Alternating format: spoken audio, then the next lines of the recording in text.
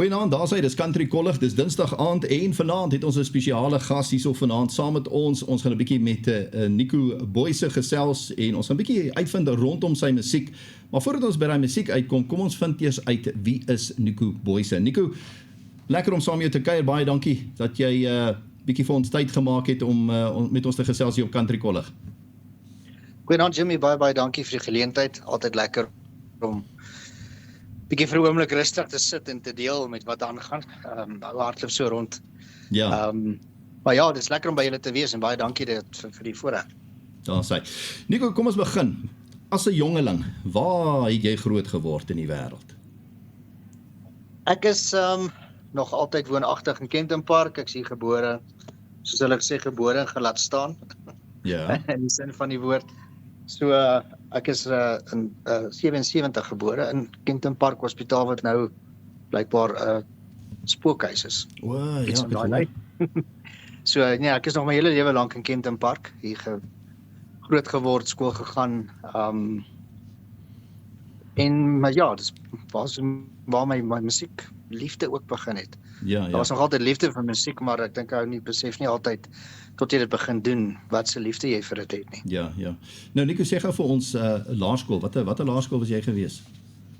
Ek was in Bredel Laerskool, dit was so 'n ou plotskooltjie gewees hier naby Kenton Park Bredel. Okay. So ek was daar op laerskool gewees.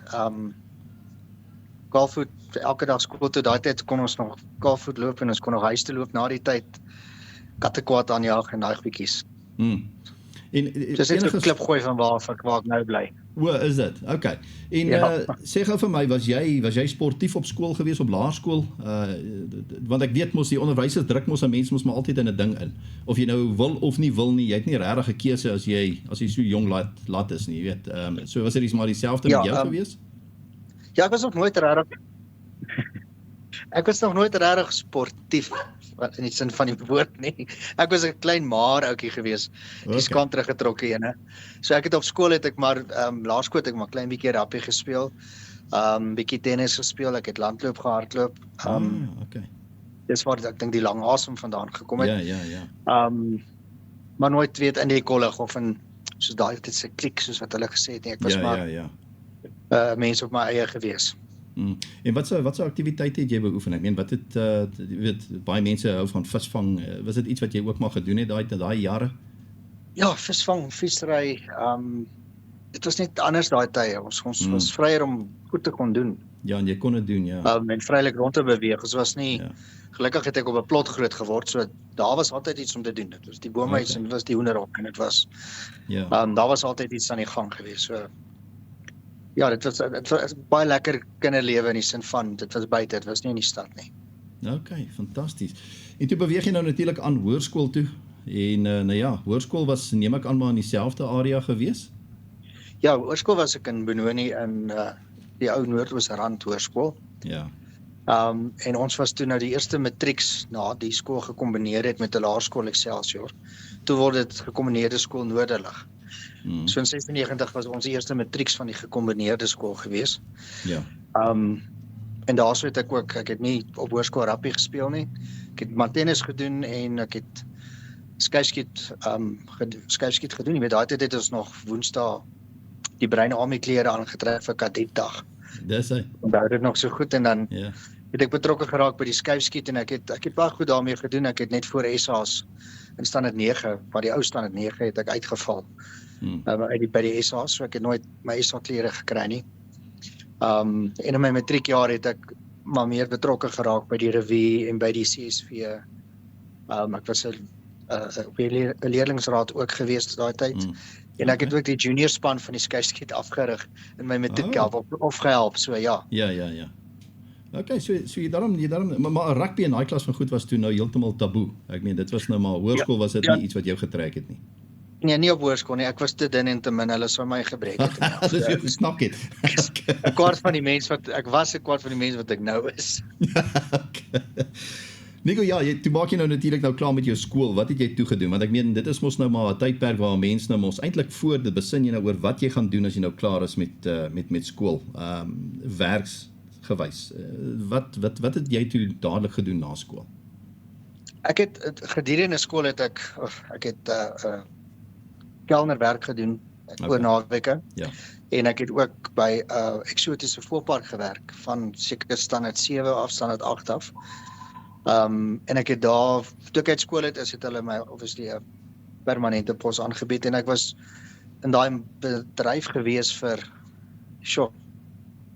seker tot hier by 2002, 2001. So ek het vir 'n hele paar jaar na skool het ek maar in daai bedryf, 'n eksotiese voëlbedryf gebly. Okay. Ek vra my altyd die vraag, sê gou vir my, jy's 'n familieman, getroud en kinders en al daai? Nee, ek's nie getroud nie. Nie getroud nie. Okay. Nee, ek's nie getroud nie. Okay. Ongelukkig ja, was getroud geweest. Maar op die stadium nee, op die stadium is ek maar 'n loner soos hulle sê. Okay. Alright. Maar ek sê ook gemaklik. Okay, en ek vra my altyd, jy weet ek weet 'n kunstenaar en sangers, hulle is verskriklik bedrywig en ek meen die lewe is 'n gejaag baie keer. Jy weet baie van die kunstenaars vat net hier en daar grond en as jy nou daai week of daai 2 weke vir jouself het wat jy nou heeltemal sê right, nou gaan ek op vakansie, ek gaan nou bietjie na my, in Engels noem hulle dit jou happy place. Waar sal daai plek vir jou wees? My happy place is die natuur. Ek het 'n baie groot passie vir conservation in Suid-Afrika. Okay. So ek het so 4 jaar terug aangesluit by die Sandparks on the Ranges wat 'n volunteergroep is wat werk doen vir sandparke. Dis reg. So ek spandeer onsaglik baie ure, 500 tot 800 ure 'n jaar wat ek verskillende take verrig binne Kreerpark of Maracaibo wat se park ek ook al kies. Maar meeste van die tyd werk ek in Kreer. Wat ons dan anti-poaching, as ek nou die Engelse terme kan gebruik. Ja. Ons baie betrokke by die anti-poaching waterprojekte. Ons is 'n organisasie wat non-profit is, nie so die tyd wat ons insit, betaal ons self voor, ons vervoer ons al daai goedjies. Ja. Maar ons doen dit vir die liefde en om net iets te hou vir die nageslag. So my happy place wat ek altyd na toe gaan, die vinnigste is die pad Kreerpark.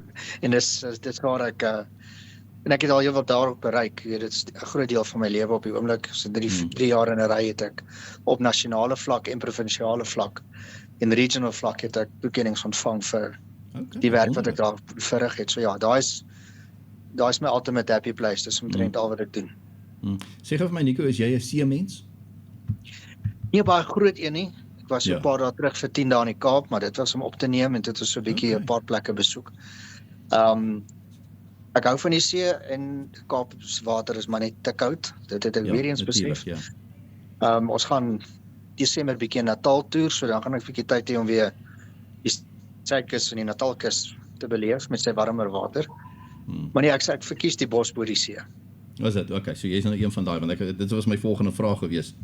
Bos of see, maar ek meen, jy spandeer omtrent jou hele lewe in 'n bos, so natuurlik sal dit 'n bos moet wees. Absoluut. Ja. Nico, ja, kom ons skuif braaivleis een kant toe. Wat is daai comfort food vir Nico Boyse? Daai, jy weet, as jy jouself nou bietjie wil bederf en jou gunsteling dis voor jou neergesit word, wat sal daai dis wees? Ek hou maar van 'n stuk steak, jong. Dit is dit? Okay, so ja.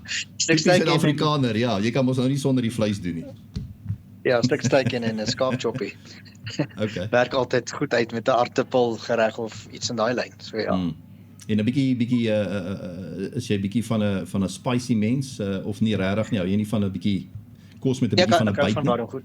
Nee, ek hou van 'n warm dingetjie, ja nee. Is dit? Okay. Ja. Oh, alright. Okay. Dis moet se nou dan al skoon brand, so ons ja. maak gereeld ietsie wat warm. Ja, die konstitusie 'n bietjie mooi skoon maak, ja. Dit help so nou en dan. Ja, dis so.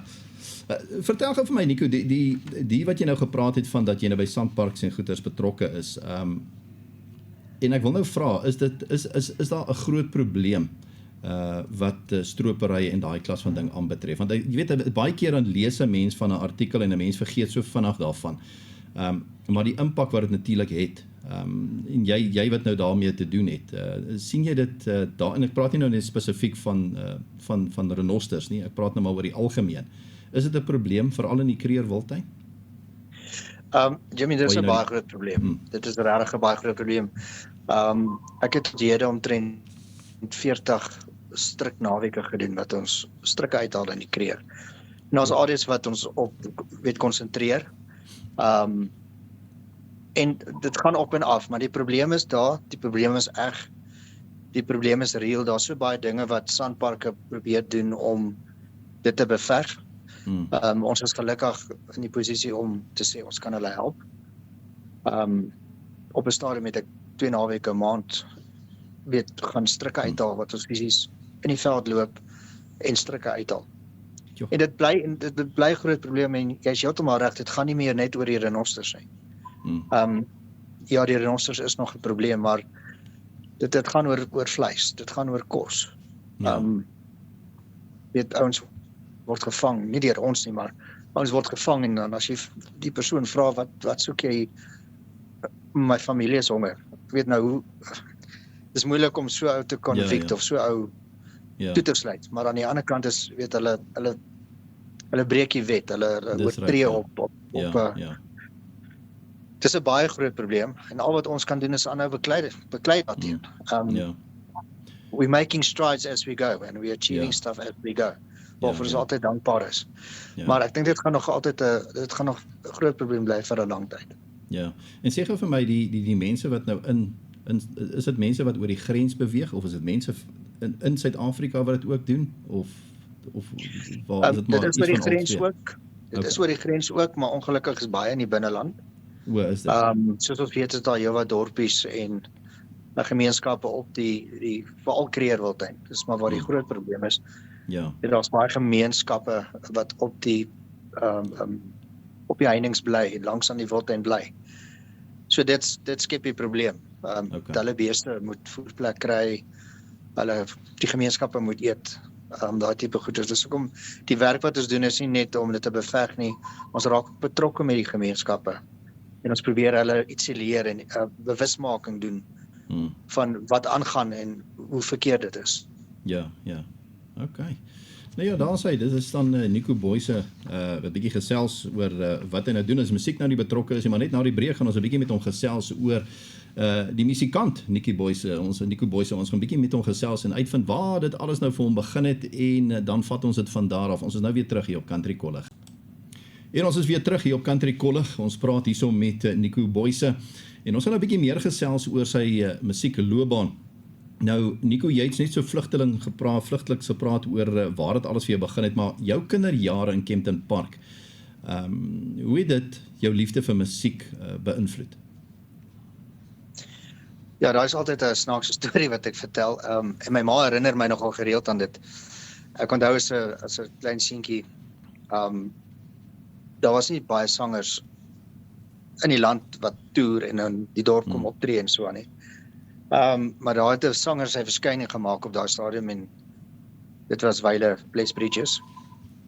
En baie mense se oor raak net groot want ons mis vir Bless, maar ek onthou ons het 'n konsert van hom en dit was my eerste konsert wat ek ooit van enige sanger gaan kyk het. Net ek en my ma, want my pa het nie van die man gehou nie. Het na hom gaan kyk in die stadsaal in Kempton Park. Maar ek was nog klein geweest, so weet jy, terwyl hy loop dan hou hy nog 'n ma se rok vas. Ja.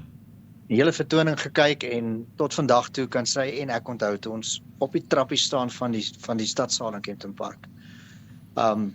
Toe trek ek haar op, toe sê ek vir haar, mamma, weet jy wat? Eendag as ek groot is, wil ek soos daai oom sing. Ja. En dit is waar dit gebly het op daai stadium. Ja. Obviously het ek na sy musiek geluister en na vele ander kunstenaars, maar hy was maar altyd die rolmodel tipe of die persoon wat ons die meeste musiek van sal koop of sal gaan kyk. Ja. En dit is waar die liefde regtig begin het. Ja, en hoe oud was jy toe gewees, Nico? Die eerste konsert gaan sien het van nou Bless of opvoering? Ek was nog op laerskool, ek kan nie eens van die ou toe 8, 9 as ek reg is. Is dit? Okay. Ja, ek was nog klein gewees. Ja. Nou, watter rol het jou skooljare en buitemuurse aktiwiteite ook gespeel in die ontwikkeling as 'n kunstenaar? Was daar enige rol wat betrokke was? Of? Ja, in laerskool het ek bietjie koor gesing. Ek was nooit 'n voorsanger in die koor nie, was maar net altyd iewers in die koor. So laerskool was nie baie opwindend in daai geval nie. By hoërskool het ek meer betrokke geraak by die revues. ek het ook buitemuurs aangesluit by 'n Christelike teatergroep met die naam van Ruach Theater wat nou ongelukkig nie meer bestaan nie. En ons het by kerke gaan opvoerings doen en gaan toneelstukke doen wat geografeer is, as om die woord reg uitspreek. En elke Saterdag aand het ons geoefen as 'n groep en dan gewoonlik op 'n Sondagoggend of 'n Sondagaand het ons by 'n kerk ons ding gaan doen. So ek het dit vir 3-4 jaar gedoen. Dit is basies die laaste 3 jaar van my hoërskoolloopbaan en toevallig die onderhoof van my op daardie stadium was die hoof van hierdie groep. Hy het geïnisieer, hy was 'n deeltydse dominee ook gewees, meneer Krieger, ek sal hom nooit vergeet nie. En dit is waar dit basies maar meer en meer begin groei. Daar het 'n kans gekry om my stem te vind. Ek is betrokke by die CSV se bestuursliggaam, wat bietjie voorsang was, so ek en die hoofseun het saam voorsang gedoen. By die revue het ons ek was 2 jaar in die revue, 3 jaar in die revue gewees, 3 keer in 'n revue. En ek dink dis waar dit maar basies begin groei het en waar ek regtig begin besef het, weet ek hou hiervan en of ek dit kon doen was op daai stadium nog vir my heeltemal 'n geheim of ek het myself nie geweet. Ek gaan oor 25 jaar wees waar ek is nie. Ja, en jy was natuurlik nou ook 'n introvert as ek reg verstaan en dit is ons nou maar 'n ander tipe van uitdaging daai veral as jy nou so, jy weet, so 'n introvert is om net iewes skielik, jy weet, te begin sing en dis meer, want jy weet mos al die oë is nou op jou en al daai klas van ding. So hoe was dit vir jou? Ek was 'n relatieve introvert ewe nog so net so 'n jaar of 2 na ek uit die skool uit is. So 3 jaar. Ja, ek het na skool het ek terwyl ek gewerk het ek basies myself gevind in die sosiale lewe. Was altyd stil en teruggetrokke. Maar mense het meer vriende begin maak en het na plekke toe gegaan en hier en daar is daar 'n karaoke partytjie of een van 'n kroeg bied 'n karaoke aan ons. Klomp vriende het altyd na een plek toe gegaan 7 dae 'n week. Dit was ons kuierplek gewees. En dit is in daai karaoke waar ek 'n wetenskap gemaak is, dat ek nie iets sal gaan opneem nie, wat ek toe nou nie ligtelik opgevat het nie, behalwe dat ek nie hoef te verduidelik hoe ver onder die prop ons was daai aand nie. Maar ja, vir my vriende, ek het net 'n liedjie gesing en hulle het my wetenskap aangegaan en sê, ons weet jy sal nie 'n liedjie gaan opneem nie. En ek het die volgende dag 'n studio gesoek.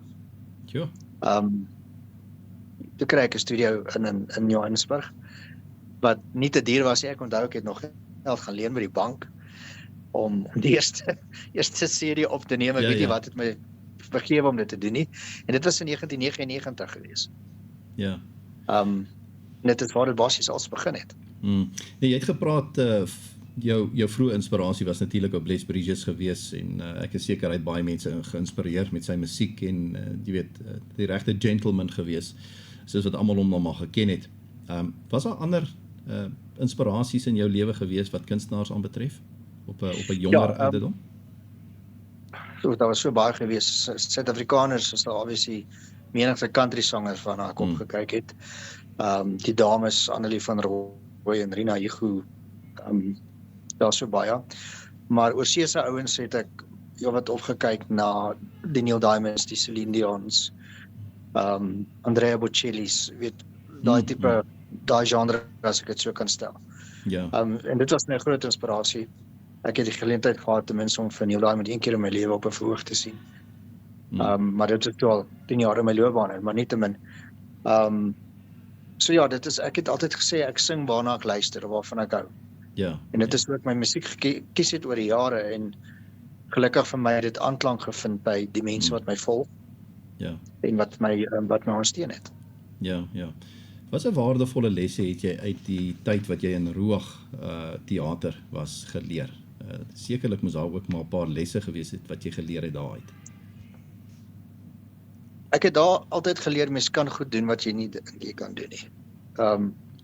So dit was maar net daai selfversekering. Dit het my bietjie selfversekering gegee om op 'n verhoog te gaan staan en nie net noodwendig te dans nie, maar te sing ook of iets voor te dra.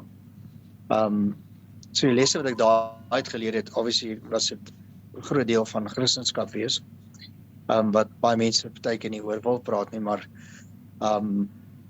ek het ook nie 'n moeilike hoërskoollewe gehad nie. So my Christendom was vir my belangrik geweest, my waardes is vir my belangrik en dit het my maar net die confidence gegee wat ek dink ek nodig gehad het om na skool bietjie uit my dorp uit te klim. Ja. Jy het gepraat van daai, ek wil amper sê daai dare van jy sal nie 'n liedjie gaan opneem nie, 1999. Vertel ons 'n bietjie hoe dit gevoel het om daai eerste CD, Let Me Live, uit te reik. Dit moes seker 'n besonderse ding vir jou gewees het, 'n mylpaal gewees. Iets wat ek weet ek weet jy het gesê jy was 'n introvert, maar iewes skielik, jy weet sommer net om die volgende dag 'n ateljee op te soek en te sê hoor hierso, ek wil iets opneem. Hoe het dit gevoel om my eerste CD? Dit was experience wat ek vir baie mense toewens en ek wens soveel mense kan dit beleef. Natuurlik die eerste keer wat jy in 'n studio is en jy hoor jouself deur hierdie oorfone en dit is net jou stem rou soos wat dit is, geen bells en whistles by nie. Ja. Na die eerste liedjie wat ek 2 keer deurgesing het, toe haal ek die oorfone af, toe sê ek vir Wikus wat die producer was op daai stadium, toe sê ek vir hom hierdie is nie vir my nie. Ek dink nie ek kan hierdie doen nie, ek dink ons moet dit net los. En hy het so 'n bietjie my gepraat en ons het toe aangegaan en ja, ons het daai Junie maand begin met die album opneem en ek het om die 17de November 1999 het ek my eerste show met hom gedoen by sy bekendstelling, 'n klein restaurantjie in Benoni. Maar dit was 'n fantastiese gevoel. Op daai stadium het Bless nog geleef en obviously het ek nie net sy goed opgeneem nie, maar daai tipe musiek. Ja, so ek het ook daarvan, die oogpunt was, ek wil ook mense plesier gee in 'n gehoor. Weet om vir iemand iets moois te sê of 'n blom te gee. Dis die aanklank wat ek gevind het, maar ja, om daai eerste een vasgehou het was nogal, ek sal dit nooit vergeet nie en ek het altyd daai memories by my. Nou, as 'n mens begin op die musiekloopbaan, met jou musiekloopbaan is maar altyd uitdagings. Wat was daai vroeë uitdagings gewees in jou lewe? Om te aanvaar dat ek nie so vals klink, of dat ek nie so vals is soos wat ek klink vir myself nie. Ja, want 'n mens gaan mos nou nooit goed klink vir jouself en dit is 'n gegewe. Ja. Ek dink dit is nou maar tweede natuur vir enige iemand wat sing. Jy dink, baie mense dink miskien, jy klink nie te sleg nie, want dan draai jy nou die stortwater se krane nou toe en dan hoor jy jouself en dan dink jy nee, wag 'n bietjie. Jy weet, dit is nie, maar dit is so. Ek glo nie daar's baie mense wat dink hulle klink verskriklik goed as hulle sing nie. Maar ja, so dit moes vir jou, jy moes jouself oortuig het, hoor jy, dit is nie so sleg soos wat jy dink dit is nie. Ja, ek dink die publiek of die aanhangers wat ek opgebou het, se reaksie het vir my gesê, weet jy wat, jy doen nie te bad nie, gaan net aan en probeer verbeter waar jy kan. En dit is wat ek gedoen het omtrent 11, 12 albums later. Ja, dis unreal. Jy moet op 'n punt kom dat jy jouself ophou kritiseer, maar 'n goeie kunstenaar sal hom altyd self kritiseer. Ek dink dit is tog nodig. Ja. Nou, wat is daai groot verskil, of wat was die groot verskil tussen tussen die produksie van jou eerste en jou tweede album wat jy vrygestel het? Want ek meen, is dit net asof die tweede ene net heelwat makliker gegaan het as die eerste ene, of nie regtig nie? Want ek meen, dan het jy mos nou al bietjie selfvertroue ook van die eerste een, is dit nie? Ja, die tweede een was baie makliker geweest. Die liedjiekeuses was makliker.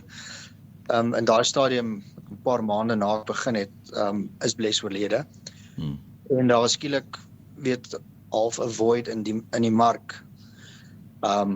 Maar ek het op daai stadium al begin optree by plekke en al Sondag, ek het Sondag na Sondag by plekke gaan optree, al was dit verniet, net om myself buite in die mark te kry.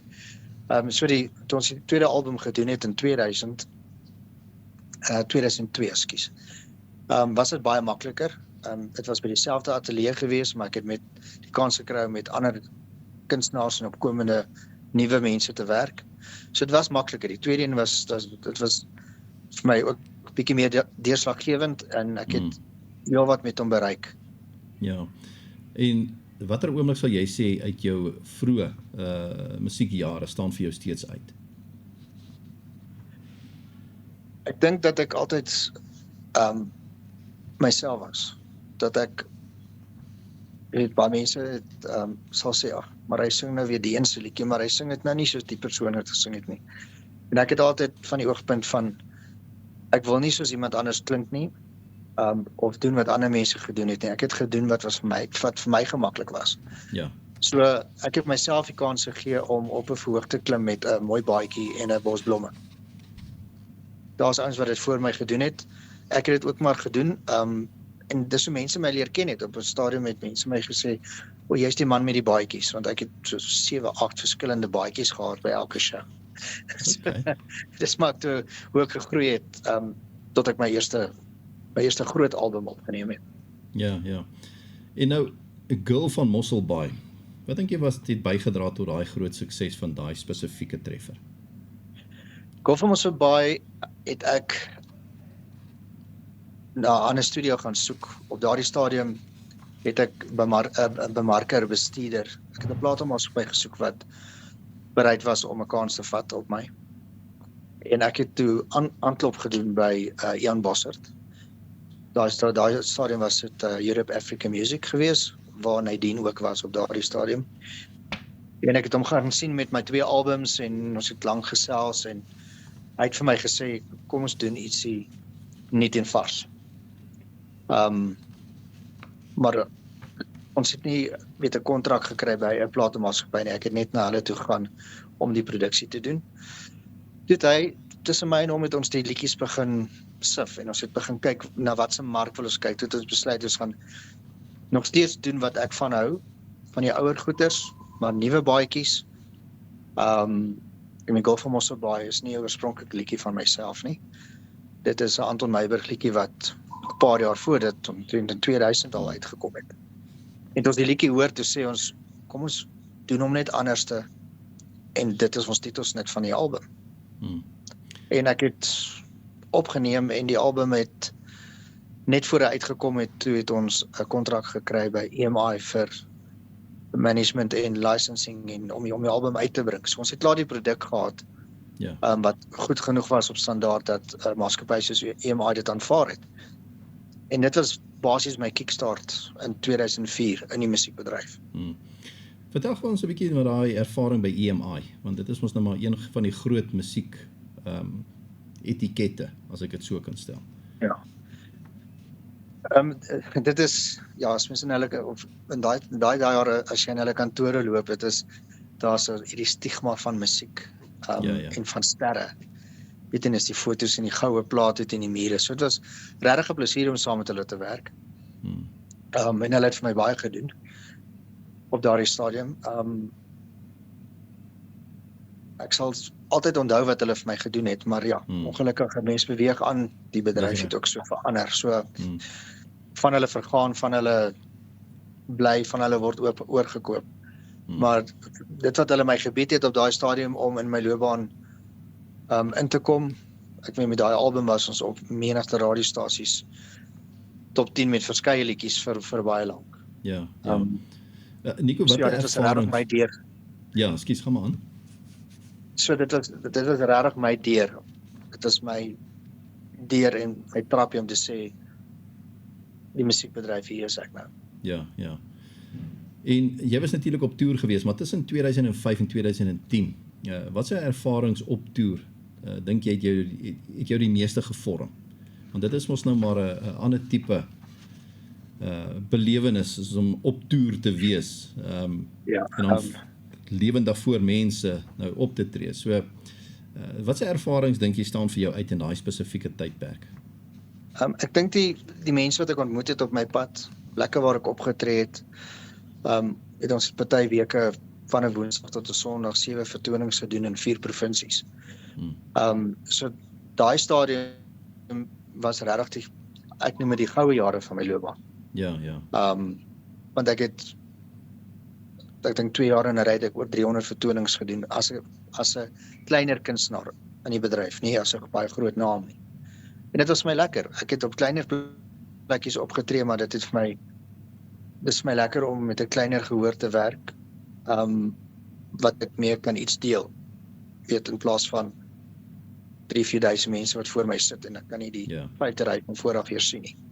So dit was maar daai interaksie en mense leer ken, mense wat op my pad gekom het, kunstenaars, mense wat my klankingenieurs was, my beligtingingenieurs was, wat ure saam my gery het, kilometers, min slaap, baie eet of min eet. Dit was, die hele experience was net, ek het besef, dit is wat ek wil doen. Alhoewel ek in daai tyd nog voltyds gewerk het ook. So ek het al twee kante van die bal gejuggle, as hulle dit so kan sê. Ja. En ek het dit gedoen tot, wat ek nog vir 'n baas gewerk het, tot omtrent in 2010. Okay. Jy het toe die album Stemme.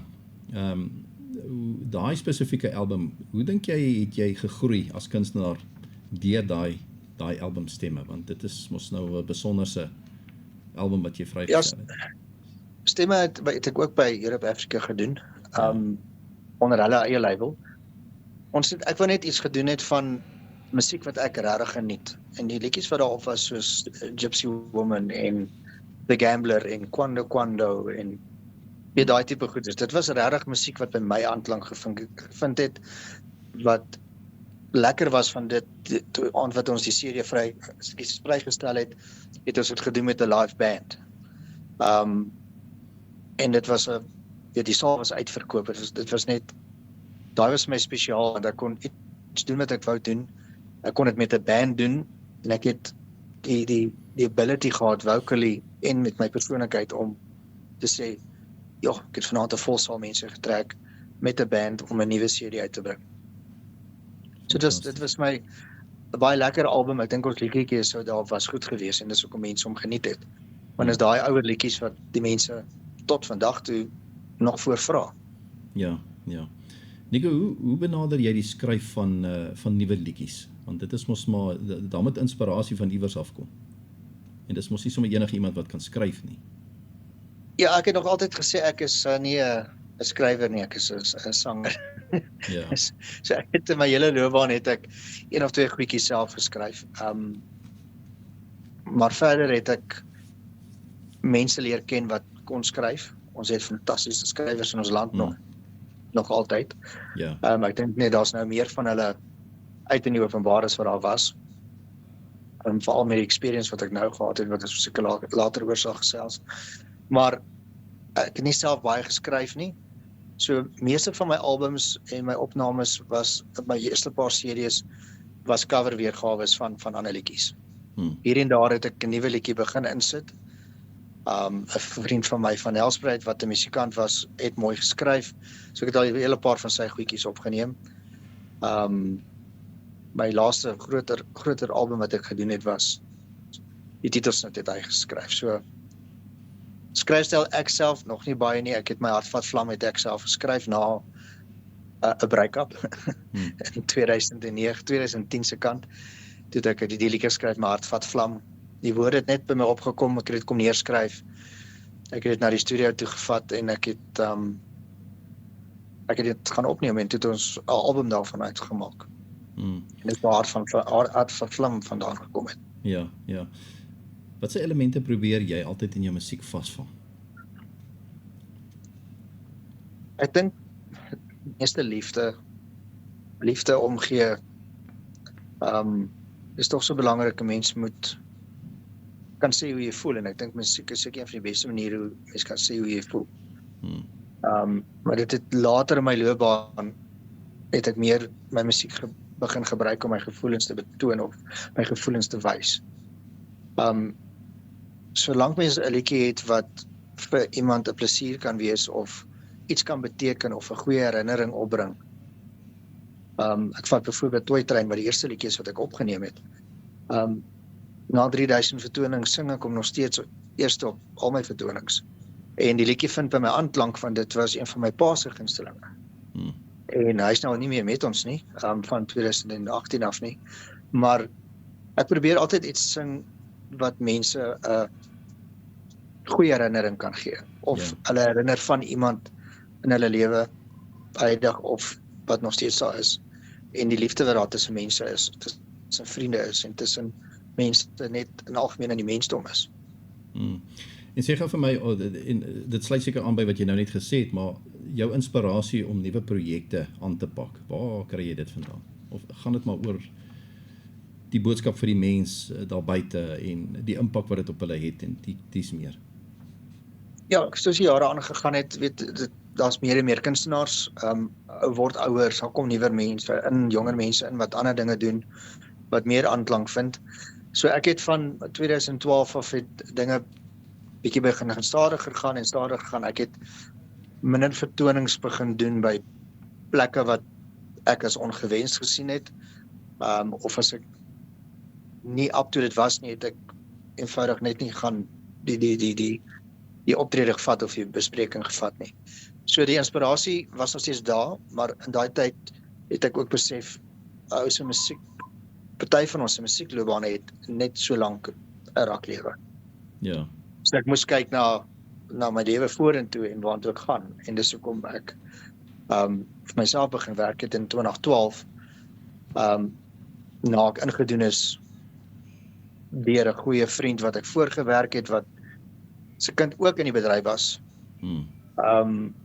wat ek voorgebruik is om sy loopbaan te bevorder, wat ek tot die beste van my vermoë gedoen het op daai stadium. So dit is 'n regte rollercoaster van 2010 af tot by tot onlangs toe. Ja. So ek het min inspirasie gehad om nuwe goed te doen. Ek wou opgehou het in 2017. Toe 'n radioomroeper van die Valdriehoek nogal vir my gesê, nee man, hoekom doen jy nie net nog een ding? Hoekom doen jy nie net nog 'n projek nie? Want ek het gesing, ek het opgetree met dit wat ek gehad het. So my show wat ek gedoen het, mense het dit begin leer ken, maar nog waardeer. So ek kan nog steeds die show gaan doen net as mense my wel gehad het. Ek het net minder en minder opgetree. So die inspirasie, ek dink dit hang ook maar af wie in jou lewe is. Of wie in jou lewe is, wat met jou gebeur. Weet op verhoudingsvlak, familievlak, werk, daai tipe dinge. So dit was 'n regte rollercoaster vir my van 2015 tot laasweek nog was so 'n rollercoaster op persoonlike vlak en kunstenaars deel nie hulle persoonlike lewens nie. Ja.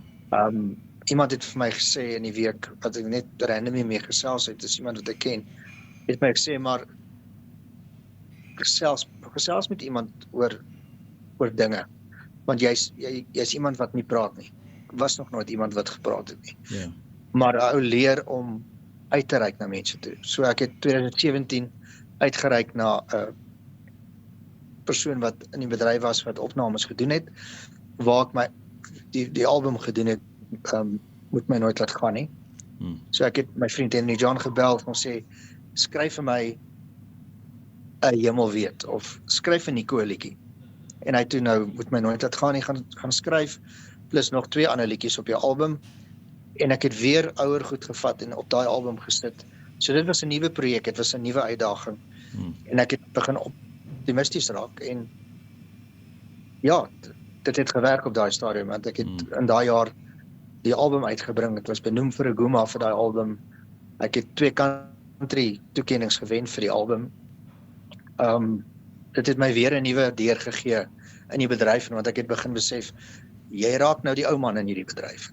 Weet, as jy oor 45 gaan, dan begin jy gesien word as die ou man. So, ja, dit is, as ek sê, die inspirasie was maar net daar op daai stadium. En ek het met daardie album gehardloop, van daar af, tot ek onlangs besluit het om weer 'n nuwe projek aan te pak. Ja. Die internasionale sukses van Today I Started Loving You Again, hoe het dit jou loopbaan geraak? Dit is 'n baie snaakse storie, en ons is juist besig met YouTube en met die verspreiders van Suid-Afrika, want die liedjie ek het toe die album uitgebring het, moes ek 'n musiekvideo maak van die titelsnit, want op daai stadium was dit, as jy liedjie uitbring, moet daar 'n musiekvideo wees. Oor CD's begin uitfaseer het reeds in 2018 daar rond. Ja. Die besluit tot ek sal van moet my nooit laat gaan nie, video maak, maar kom ons vat een van die country nommers en ons vat 'n band, ons gaan druk hulle in 'n winkel, in 'n kamertjie by Tant Malie se winkel in Hartbeespoortdam. En dis wat ons gedoen het. En ek het van die kunstenaars wat ek daar gebruik, die musikante, Vernon en daai is almal van die Val Driehoek af.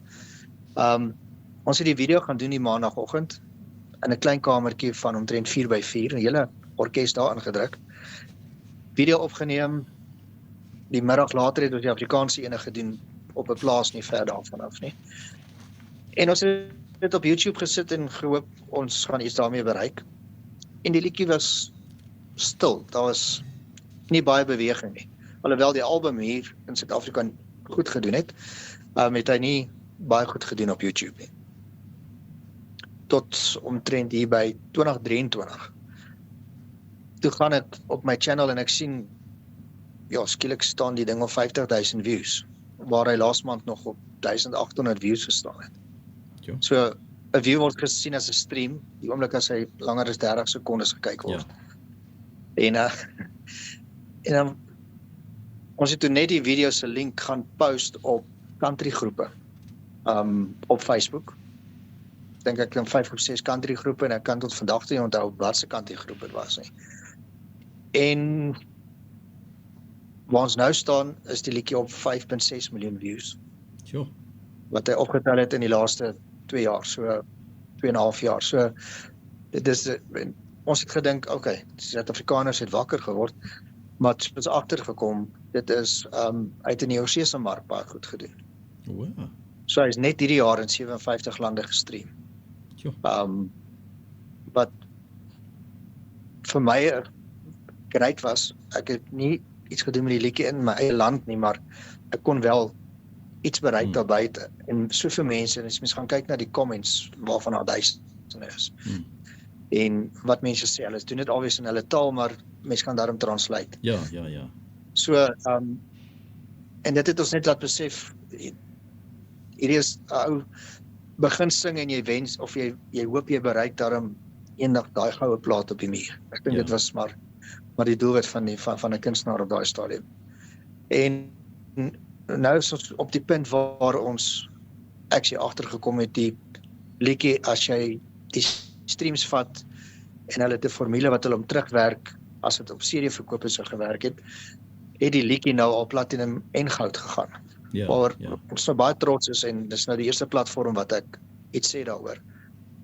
Ons het gedink ons sal dit Januarie bekend maak. Maar die liedjie groei elke dag. Hy groei elke maand. Hy het gemiddeld omtrent 150,000 views reg oor die wêreld.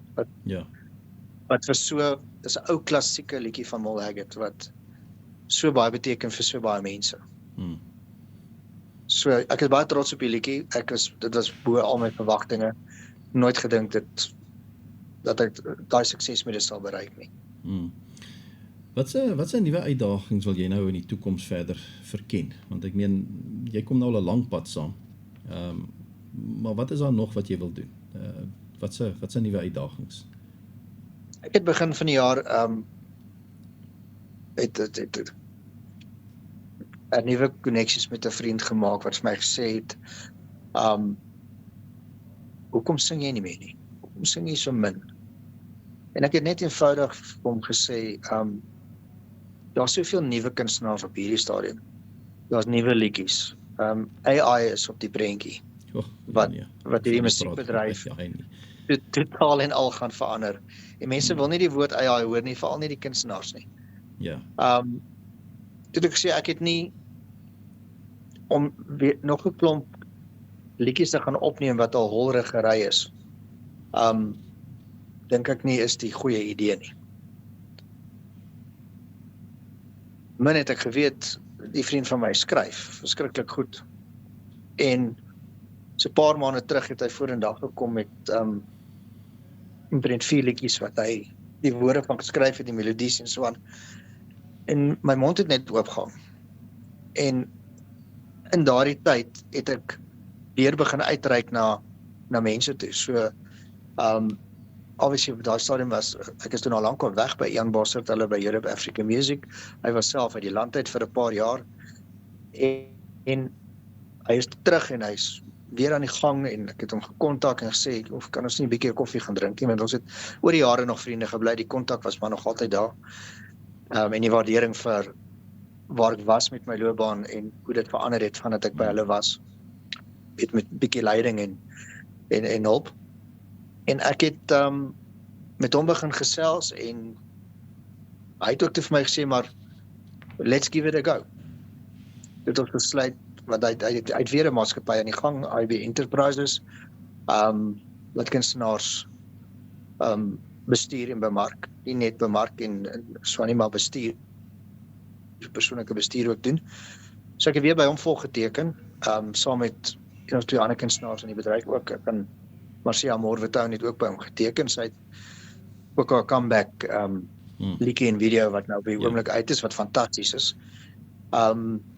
So daar was dadelik nuwe avenues, 'n nuwe uitdaging. Wat het ons besluit, kom ons doen net 'n liedjie met 'n video, net om vir mense te wys, die ou Nico is nog hier. So het ons die Spanish gedoen, wat 2 liedjies van Engelbert is, wat ons gemeng het, in mekaar gevleg het en 1 liedjie gemaak het. Wat baie goed doen en ek is baie trots op die liedjie.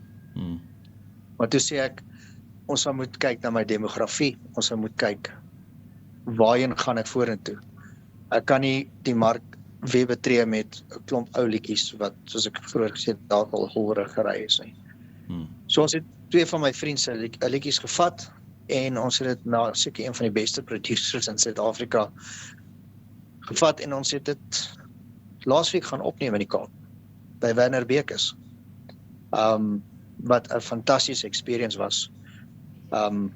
Blympie vir hom, die man het al op almal se musiek gewerk, en hy's glad nie onbekend in die musiekbedryf nie. So ons het 2 splinter nuwe liedjies wat opgeneem is. Ons hoop om middel Januarie en middel Februarie die liedjies bekend te bestel, aan Suid-Afrika. Maar saam met dit moes daar rebranding kom. Daar moes ons wys, ek is nog hier, maar ek nie verander nie, ek is nog steeds die Nico wat ek was. Ek was wat dit alles getrigger het, ek was in 'n gesprek vroeër in die jaar, waar ander kunstenaars en bemarkers gesit het, en die woord irrelevant het opgekom. En daar spesifiek na my verwys as, maar jy is al irrelevant in hierdie bedryf. Dit ek net vir myself gesê, ek kyk na my muur en ek kyk na my foto's en al die herinneringe wat ek het. En ek het weer 1 of 2 shows gedoen, en die reaksie wat ek gekry het, en daarmee het ek besluit, ek is nie irrelevant nie. Geen kunstenaar raak irrelevant nie. Dit hang van daai kunstenaar af, of hy dit met al 2 hande gaan aangryp, en iets daarvan maak, of gaan hy irrelevant raak.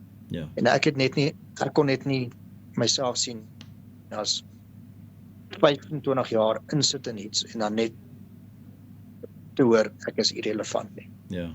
So ons het nou die relevante ding gaan doen, en ons het bietjie gaan hard werk, en nuwe branding, nuwe foto's, die 2 liedjies van nuwe musiekvideo's, die demografie is nie 45 en op nie, dis 30 jaar en op, wat ons, wat is die gehoor wat ons teiken. Ongeag van die feit dat daar so baie jong kunstenaars is, gaan die 2 liedjies wat nou uitkom, dis uit my comfort zone uit, dis heeltemal iets anders, dis vars, en dit was 'n baie groot uitdaging, maar na ek uit daai studio uitgestap het laasweek, het daai vriend, want hy was saam met my, en hy het my gesê, well done. En as my sê, jy kan jouself sien, dat as jy in jouself glo, kan jy goeders bereik. En dit is maar net 'n kwessie van, ou moet in jouself weer begin glo. Dit is nie altyd maklik nie, die kritiek is harsh, die kritiek is hard daar buite. Jy's oud, jy's grys, jy's bles, jy's oorgewig. Daar is so baie goeders wat ou grond toe druk. Maar ek het nou maar net ingeklim, ek het nou 'n bestuurspan, ek het nou mense agter my wat my help, om te doen waarvoor ek baie lief is. En wat my bietjie rus en vrede gee. Op die persoonlike vlak, dit gaan op en af, dinge gebeur, mens maak besluite, jy maak partykeer verkeerde besluite, maar dan is die musiek daar om net vir my te sê, maar weet jy wat, bou daarop. As jy iets verkeerd gedoen het, bou daarop, doen dit dalk volgende keer anders. So ja. Ja. Jy het nou gepraat van die nuwe liedjies wat nou volgende jaar vrygestel gaan word. Jy het gepraat dat jy nou so 'n bietjie uit jou comfort zone uit daar was met daai liedjies. Wat kan die aanhangers verwag van die musiek wat nou in 2026 vrygestel gaan word? Dis meer contemporêre Afrikaans. Okay. Dis Afrikaanse liedjies. Dit is meer relevantie op vandag se lewe, op vandag se bedryf. So die ene gaan, weet, dit is daar's 'n bietjie van 'n Bosveld in. Die ander ene gaan oor verhouding tussen twee mense. Maar dit is nie sappie goed wat stadig of mense gaan laat sit en dink, nog 'n trane trekker nie. Dis heeltemal vars, dit is bietjie upbeat, dit is modern. En ons het op van die goeters het ons gebruik gemaak van daai gedeelike woord AI vir inspirasie en vir idees. Dit ding is net sleg as mense dit verkeerd gebruik. Maar ek dink as mense 'n ding of 'n platform reg gebruik, dan kan dit werk. En ja, dit is, ek voel jammer vir die ouens wat kan skryf en daar is van hulle wat gesê het hoe hulle voel oor die hele AI ding. En ek weet ek bring dit nou weer op, maar dit is die talk op die oomblik is, wat gaan AI aan dit doen? So hy het sy voordele en sy nadele, maar ons as kunstenaars en mense wat in bedryf is, moet gaan sit en kyk wat is die voordele. Ja. In plaas van om net te kyk wat die nadele is. Dis hy. Nico, langtermyn, waarna kyk ons? Waarna kyk jy? Meer belangrik. Langtermyn, gaan jy maar nog steeds aangaan met dit wat jy mee besig is, tot jy op 'n punt kom wat jy self besluit, en kom ons los daai vieslike woord hier relevant uit, want dit is vir my 'n woord wat onvanpas is vir enige kunstenaar. Maar gaan jy nog steeds, wat is die langtermyn doel vir Nico Booyse? Die langtermyn doel is, ek gaan nie ophou tot ek die dag nie meer kan nie. Ja, okay. Ek het 'n liefde vir dit, ek het 'n passie vir dit. Daai passie is nou weer, en daar's 'n nuwe vuur in my. Volgende jaar kom daar 6 nuwe goeders uit. Okay. Die eerste 4 gaan nuwe goed wees, dan gaan ons 1 of 2 covers doen, dan kom daar weer 2 nuwe goed uit. So dis wat die beplanning is. Ek gaan weer meer begin toer, weer meer begin optree. Ek is in die gelukkige posisie dat ek nog vriende in die bedryf het wat by my staan en my aanhits en sê, come on, let's go. En ek en my groot vriend Leroy Henes het nou 'n konsep begin waar ons 'n vertoning doen met die naam van Pop versus Country. Want hy is jonger, hy doen die popgoeters en waar die mense hop en jump, en ek doen die country goeters. So ons het die 2 shows gecombine en dit werk fantasties. Ons gaan nou in Desember die hele suidkus vol toer met hierdie show. In Noordwes in die Vrystaat by vakansieoorde en so aan. So ons gaan bietjie hardloop met dit. Dit is een van die konsepte wat ons mee gaan hardloop. Maar dan ook my eie loopbaan. Obviously gaan ons nou, sodra die nuwe Afrikaanse liedjies uit is, gaan ek meer, ons gaan meer vertonings begin doen, ons gaan bemarking doen. Ek het 'n gevestigde besigheid, so ek is gelukkig in die sin van, dit kan aangaan. Ek het mense wat vir my werk wat ek vertrou met alles, soos die laaste paar jaar, en ek wil net aangaan. Ek wil weer toer, ek het my ou klank alles verkoop so 'n paar maande terug. En ek het nou gegaan en alweer van die nuwer, beter klank gaan koop. Want dit raak moeilik om op hierdie ouderdom 12 uur in die nag al die klank in en uit te laai uit 'n klank uit of uit 'n trailer uit. So ek het vir my net weer ordentlike toerusting gaan kry die look reg. Ek kyk bietjie na my gewig en my gesondheid op die oomblik. Ek staan al 'n hele amper 5 kilos af in 'n maand se tyd, en dit net deur bietjie gesonder te leef. Obviously is daar maar 'n stresfaktor wat ook help met dit. So met my loopbaan wil ek aangaan. op persoonlike vlak weet ek nie wat my toekoms is nie. Ja. Ek dink nie almal so persoonlike lewens of wat met jou gaan gebeur in die toekoms is baie duidelik nie. Soos wat 'n vriend van my gister sê is, as jy in die tonnel is waarna jy is, sien jy 'n liggie. Ek sê ja, baie kleintjie. En hy sê vir my, maar loop na daai lig toe. Moenie ophou loop tot daai lig nie die donker heeltemal wegvat nie. So daar's baie inner soul searching wat ek doen op die oomblik. Ja. Terwyl ek in die fase is van om my loopbaan weer in die gang te kry. Ja. Ek weet ek gaan nou toer in Desember. Ons het een groot vertoning wat opkom saam met Amor by Wild Coast Sun. Nou in Desember wat oor Afrikaans gaan, is Afrikaans 100. Wat ek en Leroy en Amor die vertoning gaan doen. Susan International het ons genader vir dit. So dis sulke klein goedjies wat net daai kickstart gee om te sê, weet jy wat, jy is besig om terug te kom. Moenie jou ritme nou verloor nie. Absoluut. Ongeag van wat in jou persoonlike lewe aangaan, wat nie altyd moeilik is nie. Moenie jou ritme verloor nie. Probeer jou ritme. Probeer dit opbou en daar hou solank as wat jy kan. Nico, ek neem aan jy het ook 'n sosiale platform waar mense jou kan gaan in die hande kry en 'n bietjie jou volg en daai klas van ding. Ja, obviously is ek op YouTube, @Nico Boyse. Ek is op Instagram, dus ook @Nico Boyse. En dan TikTok het ek ook 'n account. Ek sit baie keer lawe goed daarop. Ek sit nie net ernstige musiek daarop nie. Ek is gewoonlik die grapmaker tussen mense en partykeer post ek 'n ernstige ding en partykeer bietjie van die musiek goed. Maar so die ligte lym grappies en swaan snaakse video's. Ja.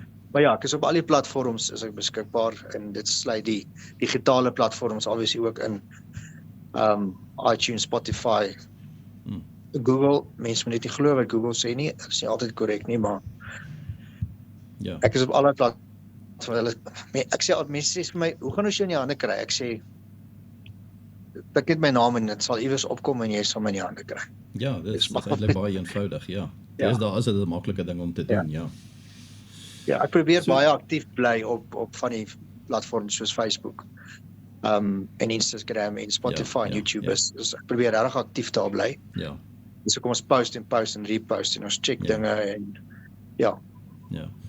Nico Boyse, baie dankie. Dit was wonderlik geweest om vanaand met jou te gesels hierso op Country Kollig en sterkte vir jou. En ek wil net vir jou sê jy is relevant, so asseblief moenie ophou nie. En soos daai vriend reg gesê het, beweeg na daai lig toe.